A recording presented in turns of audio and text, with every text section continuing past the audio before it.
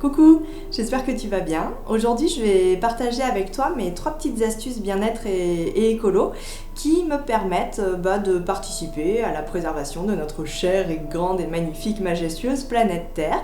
Ces 3 petites astuces qui sont toutes simples, qui sont en aucun cas contraignantes et que toi aussi, tu peux appliquer et mettre en place dans ta vie si ce n'est pas déjà le cas, parce qu'elles sont vraiment un peu connues de tous aujourd'hui. Du coup, l'astuce numéro 1, attention, la numéro 1, c'est d'arrêter de consommer en masse des sacs cabas et de se feinter. Je sais qu'on en a tous chez nous 1 million de sacs cabas et on a souvent tendance à l'oublier et quand on est au supermarché à en racheter encore et encore. Du coup, comment faire pour sortir de cette malédiction du sac cabas? Si tu es en voiture, tu peux en mettre dans ton coffre. Après, le problème, c'est que souvent, quand tu arrives au supermarché, que tu vas pour faire tes courses, il est quand même assez rare que tu ouvres le coffre de ta voiture et du coup, assez fréquent que tu oublies ton sac cabas.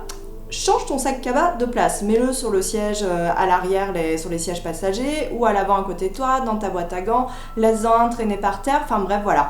Essaye de trouver la bonne feinte adaptée à toi qui te permettra d'arrêter d'en acheter constamment, donc tu feras des économies parce que 5 centimes par 5 centimes par 5 centimes au bout d'un moment, après toute une vie, ça a quand même un coût et au niveau production de sacs comme ça en masse, au niveau de la terre, c'est pas jojo quoi non plus.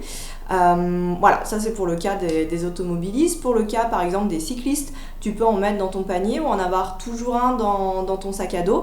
Si tu as un sac à dos évidemment, je suppose que tu mets généralement tes courses à l'intérieur de ton sac à dos. Après parfois, je sais pas, peut-être que tu as eu envie de faire des énormes courses, donc si tu as ton sac cabas à l'intérieur, bien joué. Et puis si tu es piéton comme moi, le sac cabas forcément il va pas bien rentrer dans le sac à main, surtout si tu es une fille et que tu aimes bien avoir des petits sacs à main plutôt mignons. Du coup je t'invite à opter pour le tote bag.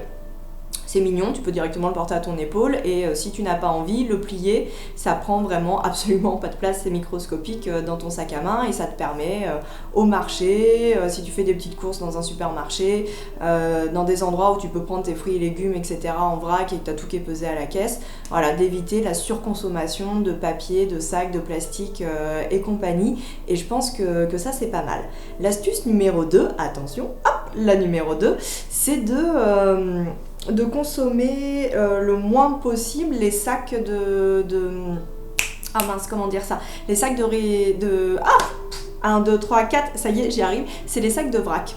Si tu consommes des produits en vrac, c'est de réutiliser, ça y est, mon cerveau a réussi à se renclencher, c'est pas facile là, c'est de réutiliser les sacs de produits en vrac, de riz, de pâtes, j'en sais rien moi, de céréales, peu importe, de lentilles, de ce que tu consommes en vrac, et de garder en fait tes sacs. Alors c'est sûr, ils n'ont pas une espérance de vie qui est très longue, tu vas pouvoir les réutiliser 3, 4, 5 fois, mais c'est toujours ça de prix, et c'est pareil avec tes sacs de vrac, tu les mets à l'intérieur de tes cabas et t'en as toujours 2-3 qui traînent, c'est toujours pas mal, tu peux le mettre à l'intérieur de ton tote bag, ça ne prend absolument pas de place et c'est une petite astuce qui est toute simple. Il y a certains endroits où pour les consommateurs de vrac, on peut pas directement y aller avec nos bocaux, etc.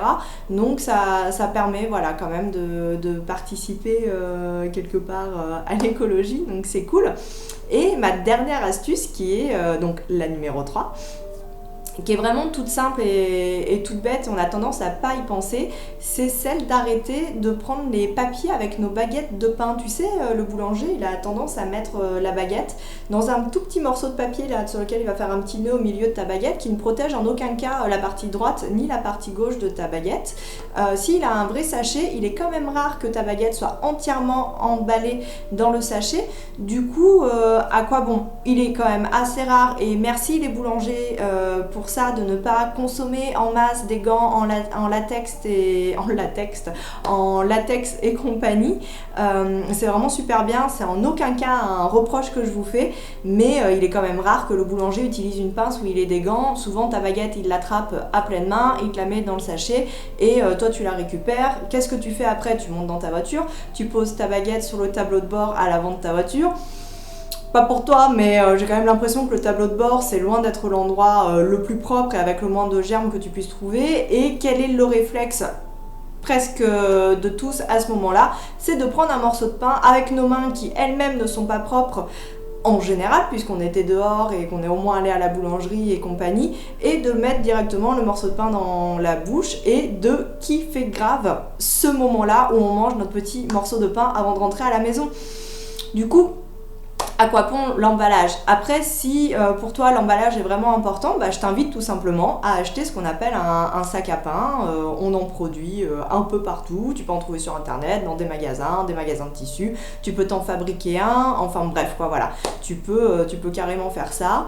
Et voilà. Donc c'est la fin de mes 3 petites astuces écolo bobo toutes simples à mettre en place qui ne sont pas contraignantes. Si tu as des choses à me dire, n'hésite pas. Si tu as envie de partager la vidéo, je t'invite grandement à la partager. Si tu as des astuces écologiques toi aussi qui sont toutes simples ou même compliquées, il n'y a pas de souci, je suis preneuse, je suis loin de tout connaître. Des sujets voilà, autour de ce thème-là que tu aimerais que j'aborde, c'est avec grand plaisir. Je t'invite à me contacter et à partager toutes tes pensées avec moi. Sur ce, je te souhaite une excellente soirée, une très belle semaine et je te dis à la semaine prochaine. Je te fais des bisous, à bientôt.